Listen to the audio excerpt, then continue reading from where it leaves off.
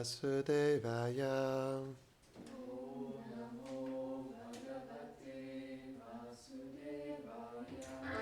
Om Namo Bhagavate Vasudevaya.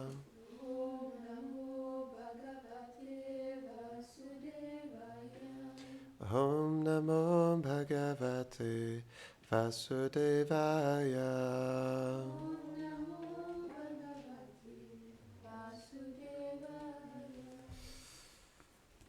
Aujourd'hui, nous allons lire un verset du Srimad Bhagavatam, premier chant, chapitre 17, verset 6.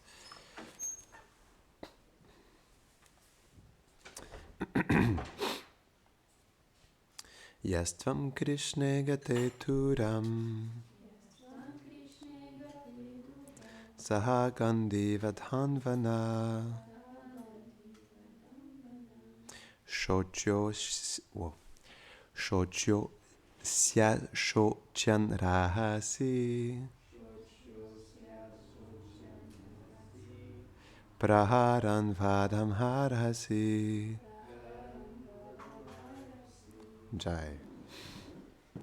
C'est parce que le Seigneur suprême Krishna et le puissant Arjuna ont quitté cette planète Terre qu'une personne aussi vile que toi prend la liberté de torturer inhumainement des créatures innocentes et sans défense dans ce lieu solitaire.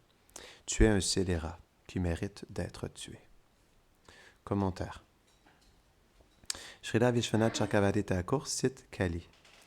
Tout comme tu es le roi de ton pays, je suis le roi en ce moment. Ainsi tu n'as aucun pouvoir sur moi. Avant que Krishna et Arjuna n'aient quitté la planète, où étais-tu? Répondit le roi. J'étais présent, mais parce que je les craignais, je ne pouvais manifester de pouvoir. Mais aujourd'hui, je n'ai peur de personne. Ceci est vrai. Mais tu es dans une mauvaise position, car aujourd'hui, tu as manifesté le désir de mourir.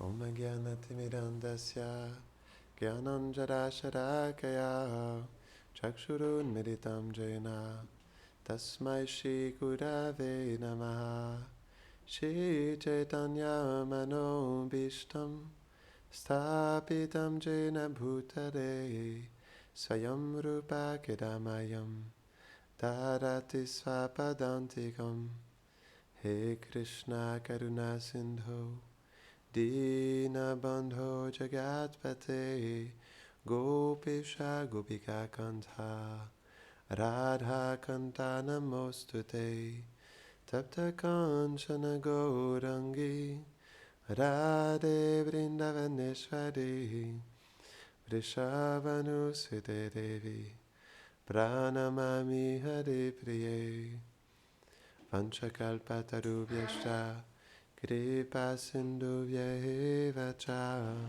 Patitanam Pavanebhyo Vaishnavebhyo Namo Namaha Jaya Shri Krishna Chaitanya Prabhu Nityananda Shri Advaita Gadadhara Shivasadi Gaura Bhakta Vrinda Hare Krishna Krishna Krishna Hare Hare Hare Rama Rama Rama Hare Hare Namaham Vishnupadaya Krishna Prishtaya Bhutare Shrimate Bhaktivedanta Swaminiti Namine Namaste Saraswati Deve Gauravani Pracharine Nirvishesha Shunnavadi Pashtatya Deshatarine.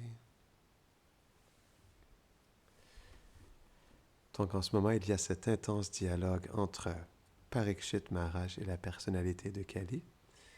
Et dans son commentaire, Vishwanath Chakravarti Thakur elle dit « Avant que Krishna et Arjuna n'aient quitté la planète, où étais-tu » répondit le roi. « J'étais présent, mais parce que je les craignais, je ne pouvais manifester de pouvoir. Mais aujourd'hui, je n'ai peur de personne. » Donc, c'est expliqué que...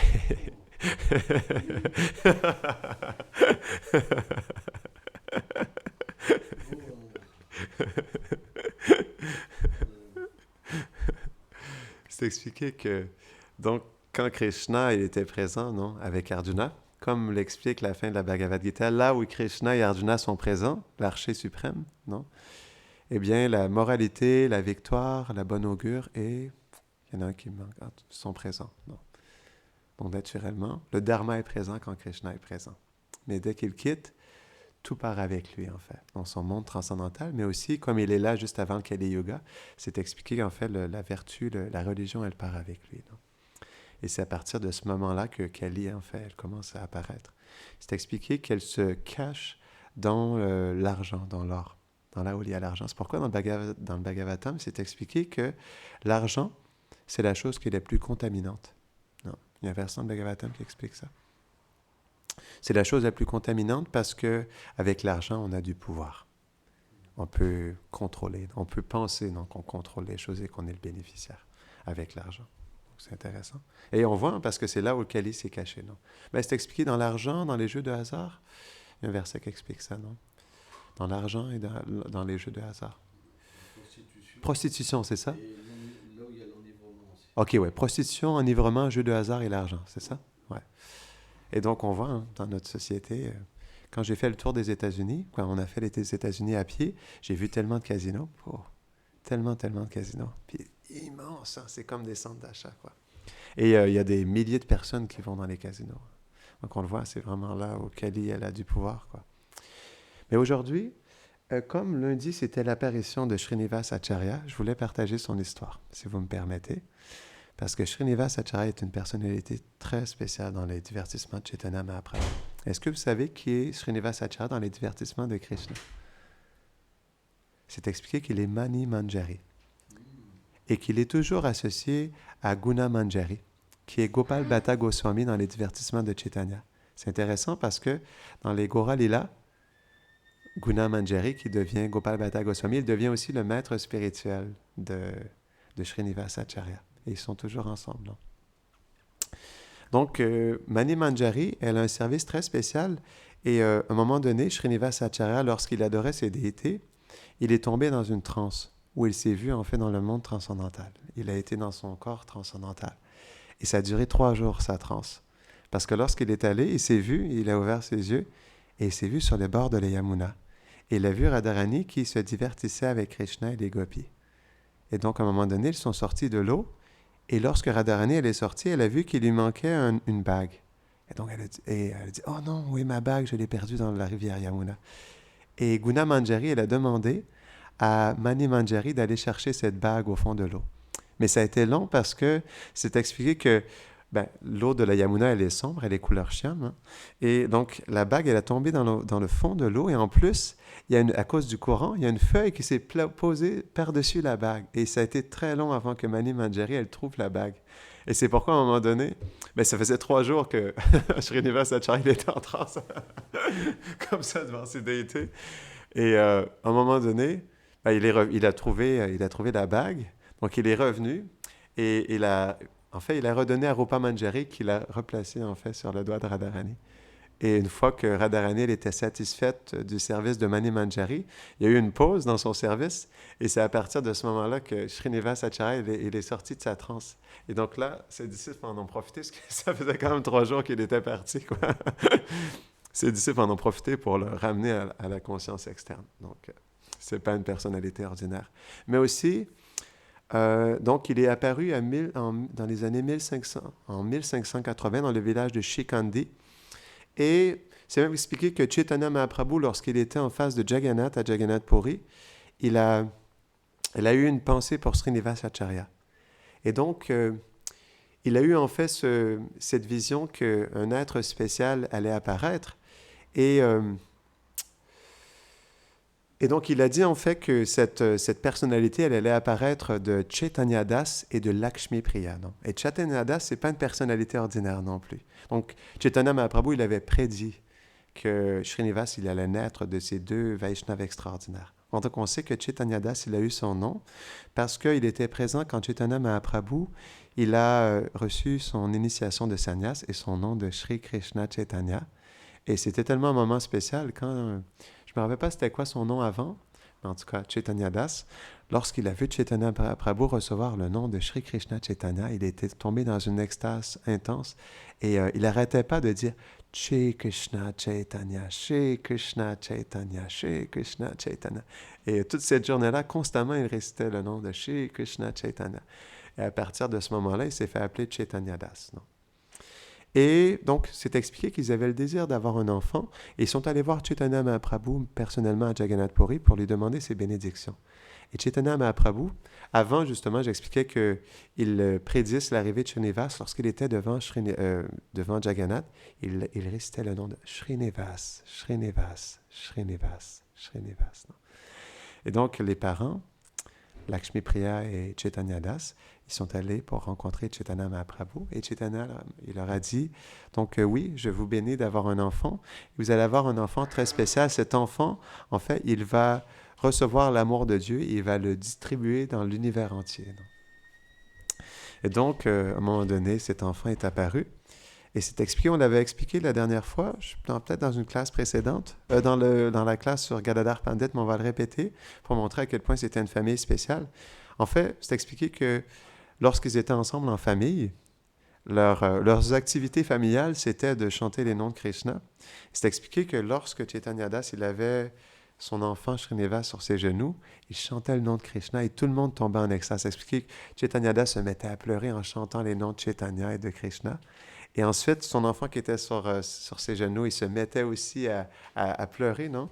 Et toute la famille se roulait sur le sol, dans l'extase des noms de Radha et Krishna. Donc, ça, c'est la famille dans laquelle Srinivas Acharya il a grandi. Non? C'est ça, les associés éternels du Seigneur. Mais une particularité de la vie de Srinivas Acharya, c'est qu'il a vécu une vie dans la séparation des associés de Mahaprabhu. Parce qu'il n'a jamais réussi à avoir le darshan de Mahaprabhu. Non. Mais avant qu'on parle de ça, je voulais revenir à son enfance. C'est expliqué que lorsqu'il avait 5 ans, en fait, Sarasvati, elle est apparue à Srinivas Acharya et elle lui a dit « Ne t'en fais pas, tu n'as pas besoin d'aller à l'école. » Parce qu'à l'âge de 5 ans, il était supposé commencer l'école. Et elle lui a dit « En fait, je ne veux pas que tu ailles à l'école. Ne t'en fais pas, tu apprendras tout. Juste tout simplement en chantant le Saint-Nom, tu recevras toute la connaissance dans ton cœur. » Et c'est expliqué qu'à partir de ce jour-là, il a décidé de ne pas aller à l'école. Et ses parents, ils étaient inquiets qu'il n'aille pas à l'école, non? Et il a juste, à partir de 5 ans, il a juste continué à chanter le Mahamantra. Et c'est expliqué à partir de ça, la connaissance, elle s'est révélée dans son cœur. Là, on parle de la connaissance matérielle, non? Les mathématiques, la géographie. Et sans qu'il ait besoin d'aller à l'école, en fait, ses parents, lorsqu'ils lui posaient des questions, ils pouvaient voir qu'il avait reçu cette connaissance et que c'était juste inné en lui, non? Du fait qu'il avait reçu cette bénédiction de Sarasvati. Non? Mais on sait qu'un peu plus tard, donc ses parents ont voulu lui donner une éducation spirituelle et ils ont cherché un associé de Mahaprabhu pour lui donner cette éducation. Et ils ont trouvé cette personnalité qui s'appelle Narahari Sarkar, non? Qui est aussi un associé de Mahaprabhu. Et sous sa tutelle, il a appris en fait la science dévotionnelle. Et à un moment donné, il a ressenti justement le besoin de rencontrer Chaitanya Mahaprabhu parce que Chaitanya, il était toujours présent sur la planète. Mais il était sur le point de terminer ses divertissements, non? Et donc, Srinivas Acharya, il avait ce désir en fait de rencontrer Chaitanya Mahaprabhu. Et donc, sous la guidance de Narahari Sarkar, il a eu sa bénédiction pour aller le rencontrer à Jagannath Puri. Mais lorsqu'il était en chemin, il a entendu que Chaitanya Mahaprabhu, il avait déjà quitté son corps. Donc, il a été dans une séparation intense, puis il se sentait tellement triste de ne pas pouvoir rencontrer Chaitanya Mahaprabhu en personne. Mais Chaitanya Mahaprabhu lui a apparu en rêve et lui a dit « Oui, je suis parti, mais ne t'en fais pas, Gadadhar Pandit. Il est toujours à Jagannath Puri et j'aimerais que tu puisses le rencontrer. » Donc, on ne racontera pas le divertissement, on l'avait déjà expliqué dans le jour de l'apparition de Gadadhar Pandit. Mais donc, c'est comme ça qu'il a pu rencontrer certains associés. Mais même Gadadhar Pandit, il l'a rencontré au départ, mais après, lorsqu'il lui a dit d'aller chercher une copie du Bhagavatam parce qu'il avait trop pleuré lorsqu'il le lisait avec Chaitanya Mahaprabhu. Donc, il est parti à Nabadwip, il a rencontré certains des associés de Mahaprabhu, mais à son retour, Gadadhar Pandit avait aussi déjà quitté son corps. Non? Donc, il n'a pas pu rencontrer non plus Nityananda Prabhu, Advaita Acharya. Non? Mais c'est expliqué que comme il était dans la séparation, il ne savait pas quoi faire, mais Chaitanya Mahaprabhu lui est apparu en rêve et lui a dit « Ne t'en fais pas, il y a toujours Rupa et Sanatana Goswami qui sont présents à Vrindavan.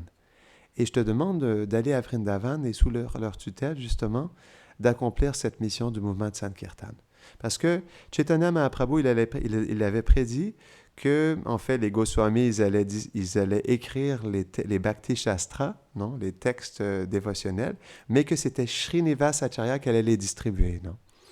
Et donc, naturellement, lorsqu'il a entendu ça, il a voulu aller à Vrindavan. Et comme c'est long d'aller à Vrindavan, c'est expliqué que lorsque Rupa et Sanatana Goswami étaient présents à Vrindavan, à un moment donné, dû à un âge plus âgé, Sanatana Goswami, il a quitté son corps. Et Rupa Goswami, parce que Sanatana Goswami, il était parti, et ça, c'était dans le moment où Srinivas Acharya, il faisait la route à pied jusqu'à Vrindavan, non? Donc, Sanatana Goswami, il était déjà parti, mais ça, il ne le savait pas encore, non? Et comme Sanatana Goswami, il était parti, Rupa Goswami sentait une profonde séparation de son cher ami, Sanatana Goswami. Mais il sentait le besoin que Srinivas Acharya arrive parce qu'il avait une mission importante. Il devait recevoir la connaissance des Goswamis sous la forme des textes qui avaient été écrits par eux et le distribuer en fait au Bengale. Parce que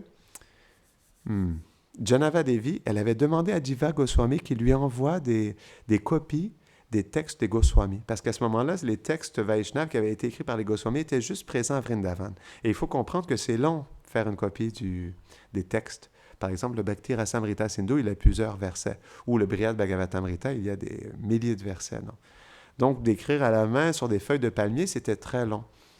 Mais Janava Devi, parce qu'elle appréciait tellement écouter et lire les livres des Goswamis, elle avait donné cette instruction à Jiva Goswami de faire des copies des textes et de les envoyer vers le Bengale et aussi dans l'Orissa, à Jagannath Puri. Non?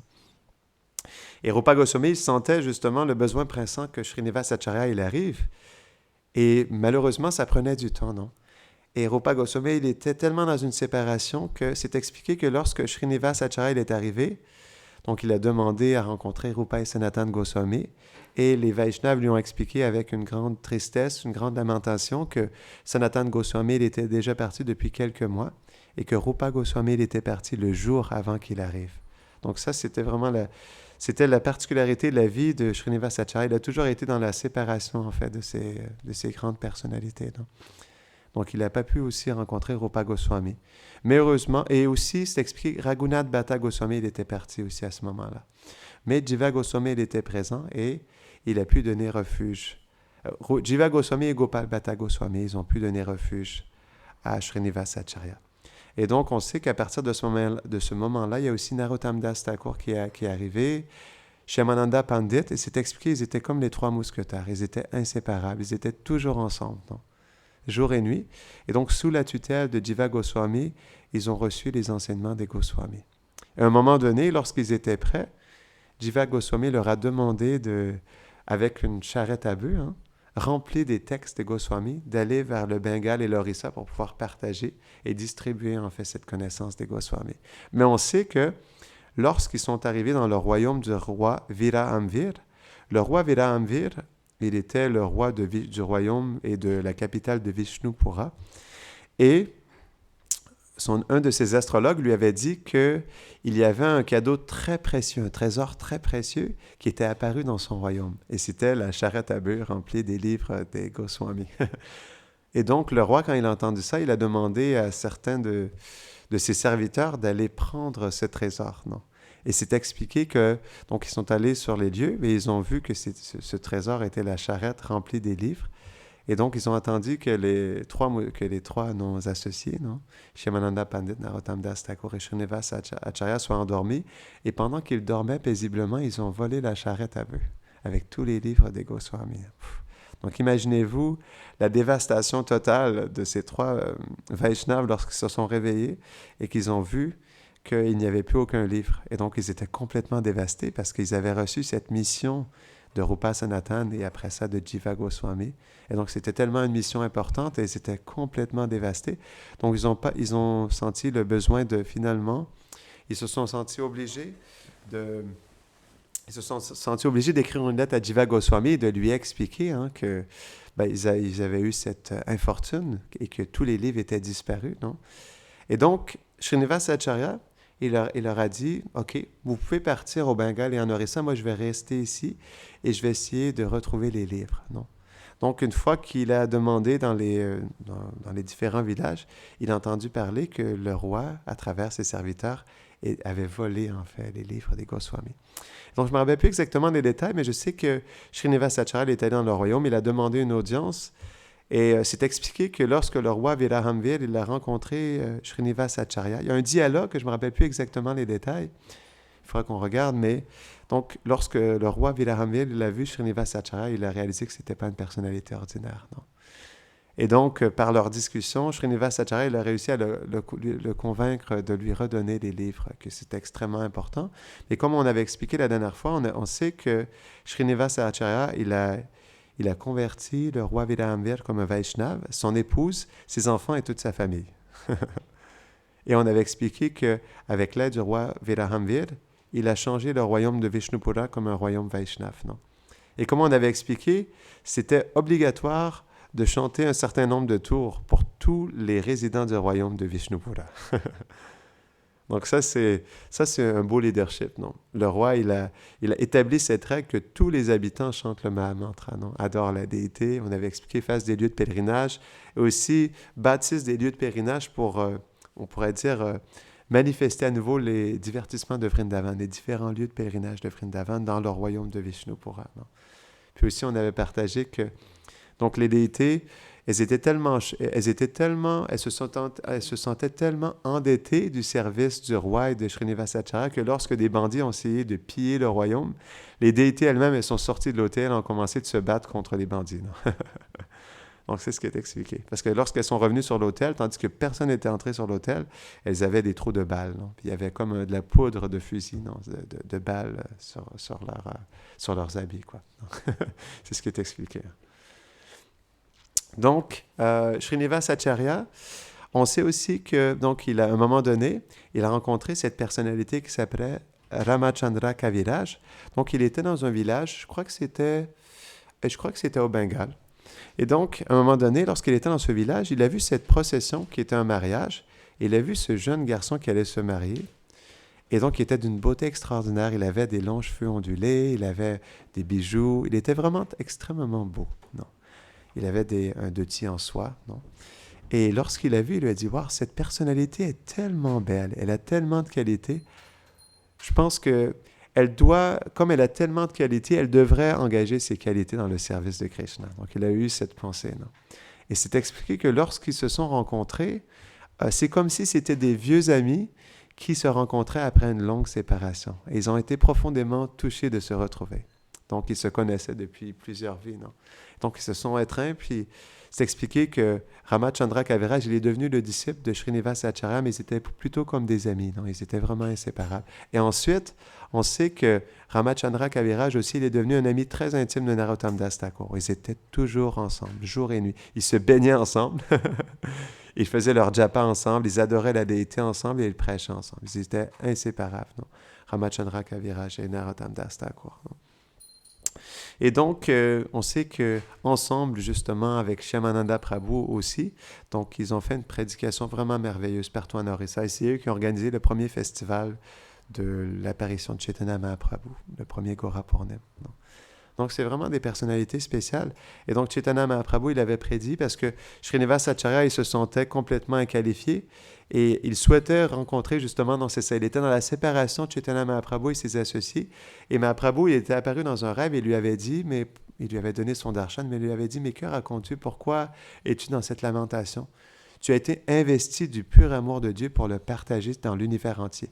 Parce que Mahaprabhu, j'avais oublié quelque chose, lorsqu'il était en face de Jagannath, il avait demandé à Bhumi Devi de venir, et il lui avait demandé de son audience, il lui avait demandé de prendre tout l'amour de Dieu et le déposer à cet endroit où Srinivasacharya il allait apparaître à Shikandi, et d'investir Srinivasacharya de ce pur amour en fait de Dieu. Comme Narottam Das Thakur, il avait aussi reçu. C'est intéressant, non? Et donc, c'est pourquoi Srinivasacharya, il avait été investi de cette Shakti de Chaitanya Mahaprabhu, de cet amour, pour pouvoir le répandre, en fait, dans l'univers entier. Donc aujourd'hui est un jour qui est extrêmement... Non, c'est... Lundi est un jour spécial, mais tous les jours sont de bon augure pour se rappeler, en fait, des pieds pareils au lotus, des associés de Chaitanya Mahaprabhu. Donc on va terminer ici. Est-ce que tu voulais rajouter quelque chose? Hein? Jai Shri Nivas Acharya Ki, Jai Nitai Gaura Premanande.